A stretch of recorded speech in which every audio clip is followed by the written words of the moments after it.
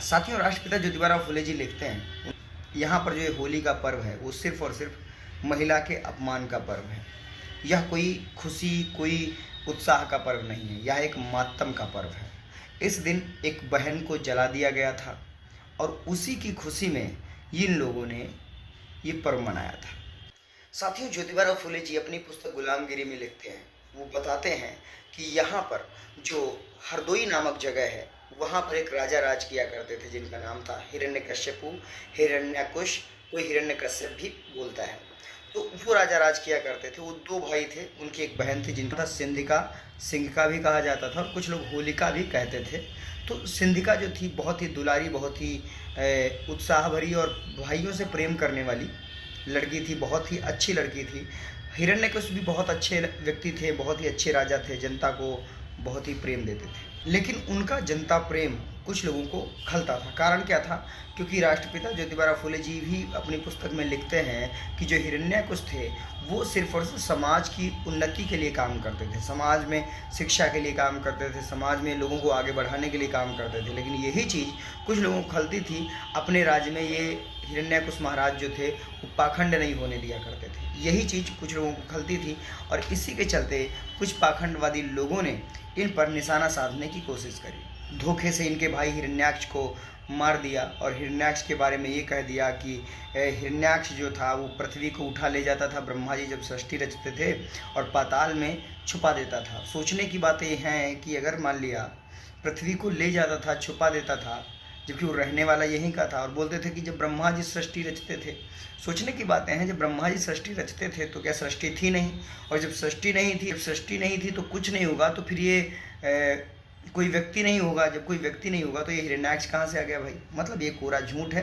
सृष्टि रचने वाला सिर्फ और सिर्फ किताबों में लिखा गया है। तो समझने की बात है, धोखे से हिरण्याक्ष को मार दिया। इनके बारे में कोई डिटेल वीडियो लेकर के आऊँगा, पूरी जानकारी आपको दूंगा, ठीक है? तो हिरण्यकश्यप महाराज जो थे वो अकेले पड़ गए।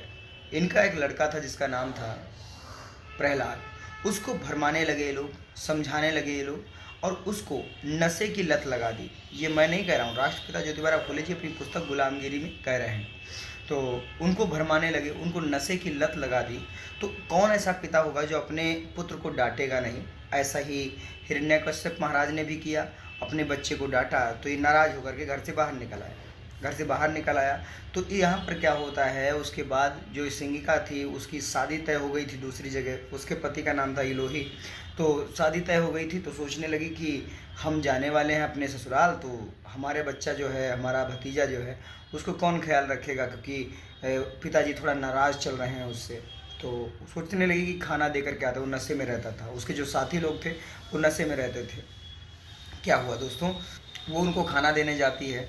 तो एक बार तो जाती है तो लोग देखते हैं बहुत ही सुंदर है, सुशील है, बहुत ही दिखने में अच्छी है, सुंदरता बहुत ज़्यादा है इस लड़की में।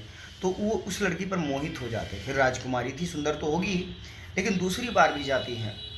तो ये लोग क्या करते हैं, उस प्रहलाद को नशे में धुत पहले से ही करके रखते हैं, क्योंकि जानते हैं कि यहाँ पर वो आने वाली है। और जब ये जाती है तो उसके साथ में भैया बहुत ही गलत व्यवहार करते हैं, उसका बलात्कार करते हैं दोस्तों। और वो मरी नहीं होती है, ऐसे ही पास से लोगों को उठा लाए, लोगों के आसपास से लोगों के कंडे उठा लाए, लकड़ियाँ उठा लाई, फूस उठा लाया और वहाँ से ला करके वहीं पर एकांत में गांव के बाहर छुपी हुई जगह पर इन्होंने इसको अंधेरे में ही जला दिया। और जब जला दिया तो वो बेचारी मर गई। लेकिन जब जल रही थी तो वो जिंदा थी साथियों, लेकिन फिर भी लोगों ने ऐसा कार्य किया और वहाँ पर एक लड़की को मौत की घाट उतार दिया। दोस्तों, जब होलिका को जलाया गया, जलाने के बाद में वो लोग छुप गए और राजा हिरण्यकश्यप को पता चला कि मेरी बहन को जला दिया गया है, तो अपने प्रहलाद से उनके बारे में पूछा, जांचा। जब ज़्यादा प्रताड़ित किया उसको, तब उसने बताया कि मेरे साथ में कौन कौन थे, किसने मुझे शराब पिलाया। तो उसके बाद में ये पता चला कि वो बुआ उनको खाना खिलाने जाती थी, तो इसीलिए उनके साथियों ने उसको मार दिया। तो उसके बाद में हिरण्यकश्यप महाराज ने उनको ढूंढा और उनके मुंह पे कालिक पोत करके पूरे राज्य में घुमाया। आज के समय में जो ये गुलाल खेलते हैं ना, जो ये रंग लगाते हैं, मुँह पोत के घूमते हैं, सबके सब कलंक की निशानी है। दूसरी बात, जो अबीर खेलते हैं, अबीर, ये मस्तक पर लिखा था उन्होंने अवीर, क्योंकि उन्होंने एक महिला की इज्जत के साथ खेला था। राजा साहब ने लिखा था अवीर हो तुम, कायर हो तुम, इसीलिए वो अवीर खेला जाता है। और देखा होगा जो अवीर है वो मस्तक से ही खेला जाता है, तो इसीलिए इस बात को समझें। राष्ट्रपिता ज्योतिबा फूले जी ने अपनी पुस्तक गुलामगिरी में साफ साफ दर्शा दिया है। इस बात को समझें और विचार करें, और होली का पर्व तो बिल्कुल खुशी से ना मनाएं, क्योंकि ये मातम का पर्व है। हमारे लिए राजकुमारी सिंधिका का शहादत दिवस है। बात को समझें, होली का पर्व बहुजन समाज के लिए बहुत ही हानिकारक है। चाहे पौराणिक तरीके से ले लीजिए और चाहे ऐतिहासिक तरीके से भी ले सकते हैं, और वर्तमान समय के हाल के अनुसार भी ले सकते हैं, क्योंकि इस पर्व में सबसे ज़्यादा छेड़खानी होती है महिलाओं के साथ, बेइज्जत किया जाता है महिलाओं को। इसीलिए आप समझें। बाकी आप लोग समझदार हैं, वीडियो को ज़्यादा से ज़्यादा शेयर कर दीजिएगा। मिलते हैं अगले वीडियो में, तब तक के लिए।